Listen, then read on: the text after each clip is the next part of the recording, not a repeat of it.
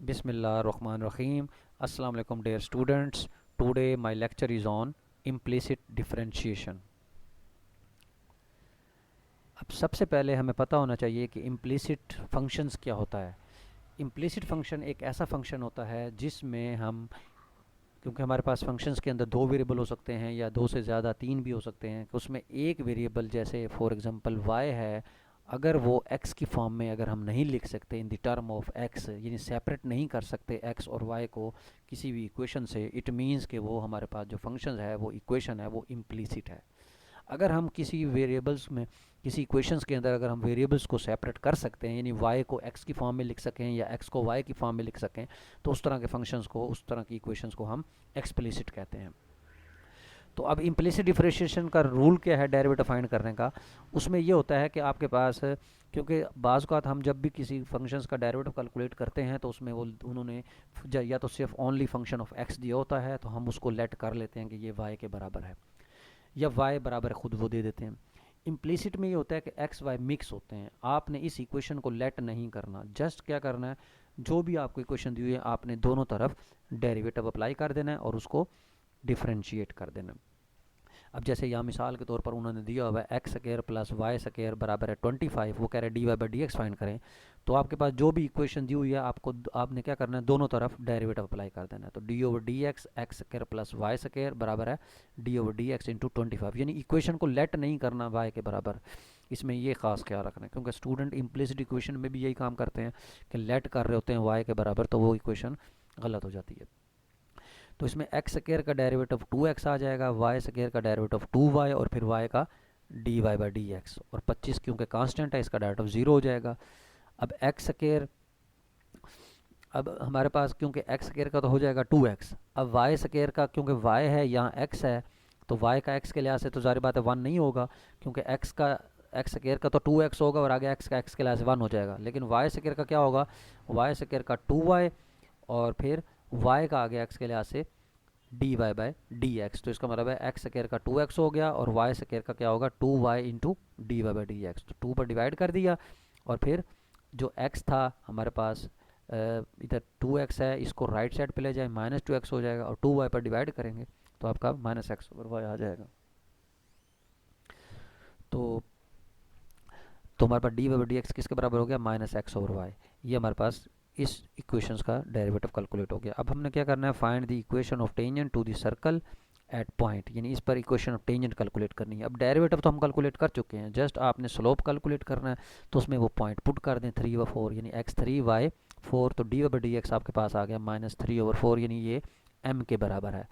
तो equation of tangent line या equation of line जो है वो एट पॉइंट 34 वो किसके बराबर होगी, y माइनस y1 बराबर हो गया m आपका निकला -3/4 इंटू x -3 यानी x1. तो इसको सिंप्लीफाई करें तो ये आपके पास इक्वेशंस कैलकुलेट हो गई है.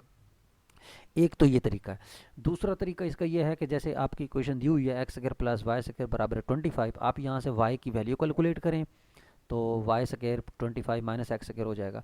तो आप इसकी y की वैल्यू कैलकुलेट करें और उसको फिर डिफरेंशिएट कर दें, तो आपके पास डेरिवेटिव या इक्वेशन ऑफ टेंजेंट जो है तब भी कैलकुलेट हो जाएगी. तो ये ज़रूरी नहीं है कि आप उसको जो इक्वेशन दी हुई है वैसे ही डेरिवेटिव ले लें. अगर आप y कैलकुलेट वहाँ से कर सकते हैं, y और x को सेपरेट कर सकते हैं, तो आप उसको वैसे भी सॉल्व कर सकते हैं. आप पॉजिटिव वाली साइड से करें चाहे नेगेटिव से, आपका आंसर जो है वो सेम ही आएगा.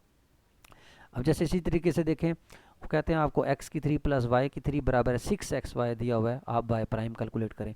अब इधर से y कैलकुलेट करना मुश्किल है, इसलिए ये इम्प्लिसिट डिफरेंशियल इक्वेशन है, इम्प्लिसिट इक्वेशन है. तो हम क्या करेंगे, इसका डेरिवेटिव कैलकुलेट करने के लिए क्या करेंगे, दोनों तरफ डेरिवेटिव अप्लाई कर देंगे.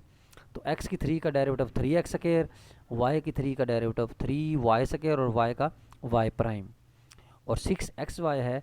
अब 6 वैसे रखें, एक्स वाई पे आप प्रोडक्ट रूल लगा दें डेरिवेटिव वाला, यानी पहला फंक्शन x वैसे ही y का y प्राइम, फिर y वैसे ही x का 1 हो गया. तो ये हमारे पास आएगा 6xy प्राइम प्लस 6y. इसमें देखें यहाँ भी y प्राइम है और यहाँ भी y प्राइम है, तो आप y प्राइम वाले अलग कर लें और बाकी वेरिएबल जो है वो अलग कर लें.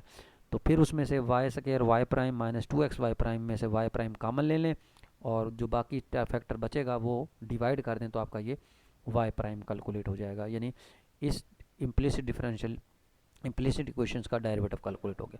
उसी तरीके से फिर हम इक्वेशन ऑफ टेंजेंट कैलकुलेट करेंगे इस पॉइंट के ऊपर, और फिर पॉइंट उसमें पुट कर देंगे, तो आपके पास इक्वेशन ऑफ टेंजेंट हमारे पास जो है वो कैलकुलेट हो जाएगी। यानी पहले हम डेरिवेटिव में पॉइंट पुट करके स्लोप निकालेंगे और फिर इक्वेशन का ऑफ लाइन का फार्मूला लगा देंगे। फिर सी पार्ट में हमने क्या करना है, at what point in the first coordinate in the tangent line horizontal, यानी टेंजेंट लाइन जो निकालेंगे उसको हॉरिजॉन्टली आपने बनाना है, यानी स्लोप। तो इसमें आपने देखें वो पॉइंट को पुट किया, पॉइंट पुट करके डेरिवेटिव के अंदर आपके पास डेरिवेटिव स्लोप -1 आ गया, और जिस पॉइंट से लाइन पास करवा रहे हैं तो वो उस पर पॉइंट पुट कर दिया, यानी x1 ये y1 ये, तो y माइनस y1 बराबर m into x minus x1। तो ये आपके पास इक्वेशन ऑफ लाइन आ गई। तीसरे पार्ट में उसने कहा है कि लाइन जो है टेंजेंट लाइन वो हॉरिजॉन्टल होनी चाहिए। अगर हॉरिजॉन्टल है इट मीन कि उसका डेरिवेटिव 0 होगा। तो आपने जो y प्राइम कैलकुलेट की है, ये यहाँ आपने जो डेरिवेटिव कैलकुलेट किया y प्राइम, इसको 0 के बराबर रखें। अगर ये 0 हो गया तो 2y माइनस एक्स स्क्वायर आएगा। तो 2y माइनस एक्स स्क्वायर जो है वो किसके बराबर हो जाएगा, यानी y प्राइम 0 हुआ तो 2y माइनस एक्स स्क्वायर 0 हो गया। इसका मतलब है हमें शर्त लगानी है कि ये providing that y square minus 2x not equal 0, यानी जो डिनोमिनेटर के अंदर वैल्यू दी होती है वो 0 नहीं होनी चाहिए। तो यहाँ से y की वैल्यू कैलकुलेट होगी x स्क्वायर बाई 2।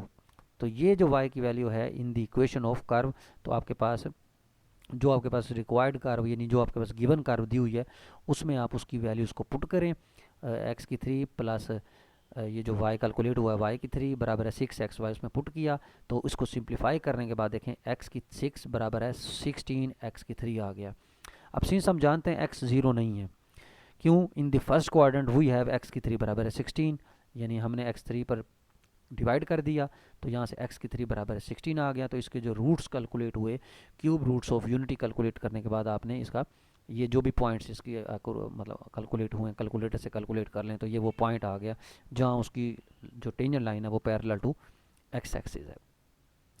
इसी तरीके से आप इसको भी कैलकुलेट कर सकते हैं। इम्प्लिसिट इक्वेशंस है, इसका साइन x प्लस वाई बराबर है वाई स्क्वायर कोसाइन x, इसका भी आप डेरिवेटिव लें तो साइन का आएगा कोसाइन x प्लस वाई, और फिर x प्लस वाई का आएगा x का 1 y का y प्राइम।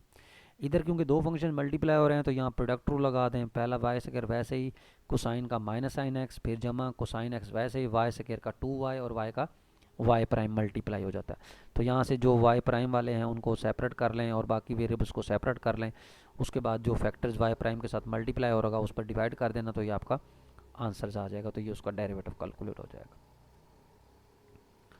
इसी तरीके से ये भी है, ये आप इनको देख लीजिएगा, ठीक हो। तो ये आपके पास इम्प्लिसिट डिफरेंशियल मतलब इम्प्लिसिट इक्वेशन है जहाँ से आपने डेरिवेटिव कैलकुलेट करना है।